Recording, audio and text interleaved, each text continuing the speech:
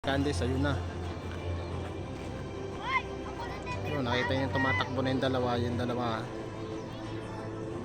Ayun, yung dalawa na yun.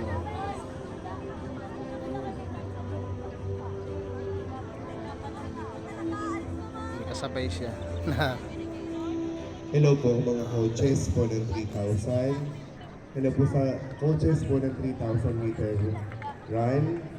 Wala po kasing portable na speaker na lobat. Kami po ay humihiling sa inyo na yung last lap po, paki-obserbahan niyo po kami doon. Sasabihan na lang po namin ng last lap.